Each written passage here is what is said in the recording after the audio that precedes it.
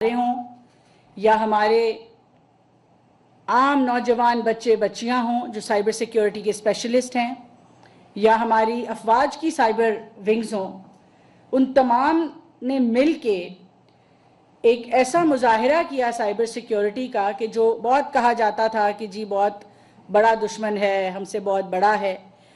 اس کو ہم نے 2 دن میں ایسی شکست دی کہ وہ اپنے گھٹنوں پہ آ کے اس نے سیز فائر کی ریکویسٹ کر دی۔ تو یہ وہ کیپیبلٹی ہے جو اتفاق سے نہیں ہوئی، اور اسی کیپیبلٹی کو دیکھتے ہوئے پچھلے سال بھی جو آئی ٹی یو کی بھی رینکنگز آئیں، اس میں پاکستان 79 یا 76 سے آگے بڑھ کے ٹاپ ٹیئر سائبر سیکیورٹی میں ٹاپ ٹیئر ممالک میں شامل ہوا گلوبل رینکنگز میں۔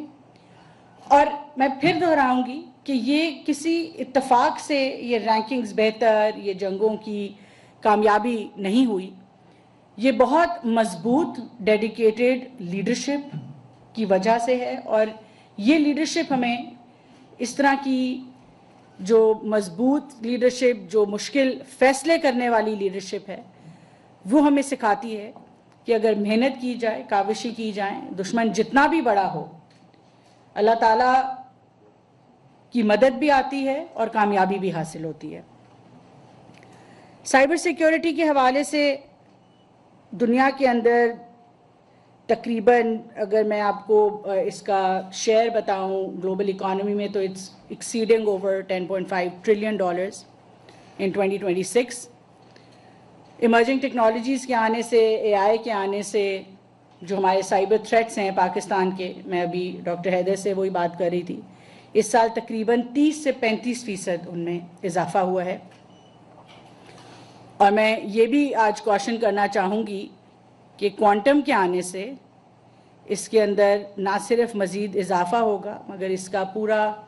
جو نیچر ہے سائبر رسک کا، سائبر تھریٹ کا،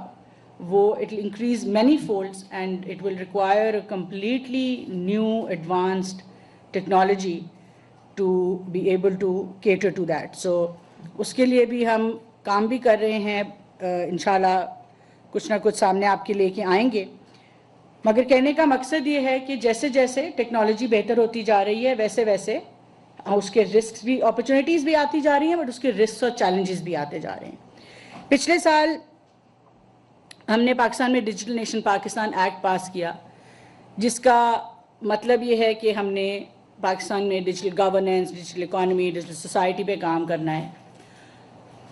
اور جس کے تحت ہم نے پوری حکومت کو، حکومتی اداروں کو، اپنے تعلیم کے نظام کو، اپنے فائنانس کے نظام کو، ہر طرح سے ہم نے ٹیکنالوجیکل ٹرانسفارمیشن کی طرف جانا ہے۔ And like I said,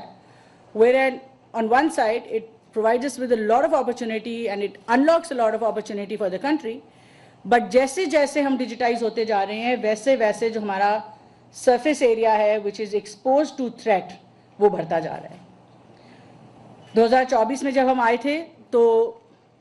files کے اوپر جو ہے وہ کام ہوتا تھا، اور ہماری منسٹریز میں بھی فائلز آتی تھیں، ہم سائن کرتے تھے،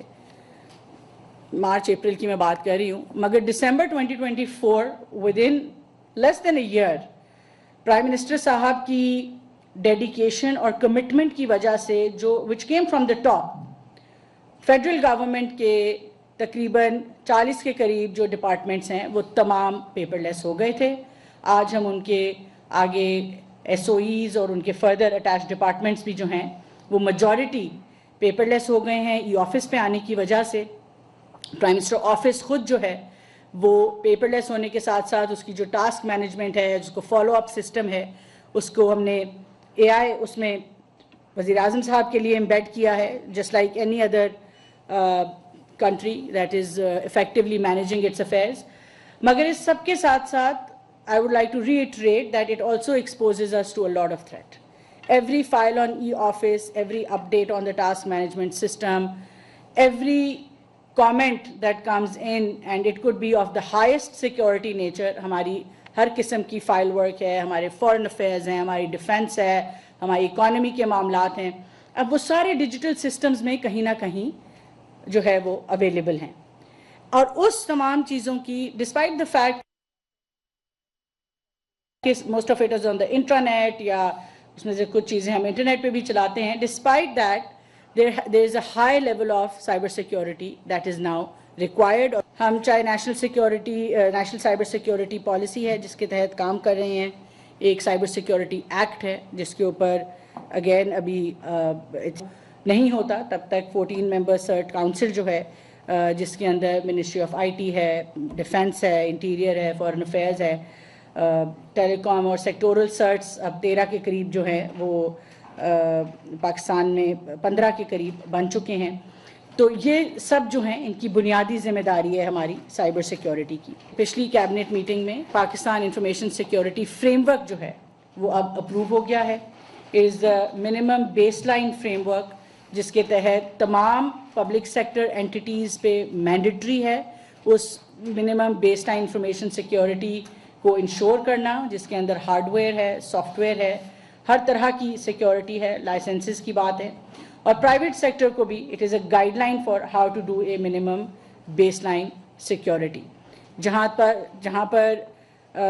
کرٹیکل ڈیٹا کی بات آتی ہے یا پرسنل آئیڈینٹیفائبل انفارمیشن کی بات آتی ہے وہاں پہ ہم ظاہر ہے تھوڑے زیادہ اسٹرنجنٹ رہیں گے, whether it is the public sector or the private sector, because a lot of our private sector also holds very critical data جو ہمارا citizen data ہوتا ہے.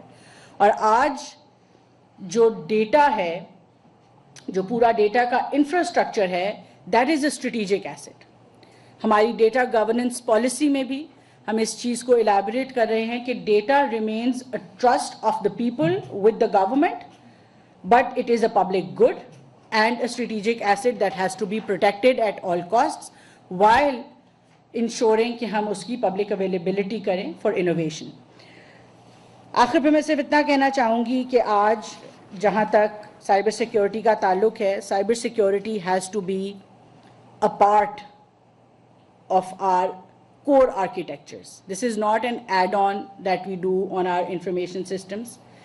Cyber security teams are not separate add-on teams that we have within our departments. وفاقی وزیر I T Shiza Fatima خواجہ کا یوم آزادی اور پرچم کشائی کی تقریب سے خطاب, کہا کہ قیام پاکستان کے بعد ہجرت کرنے والوں کو سلام پیش کرتی ہوں.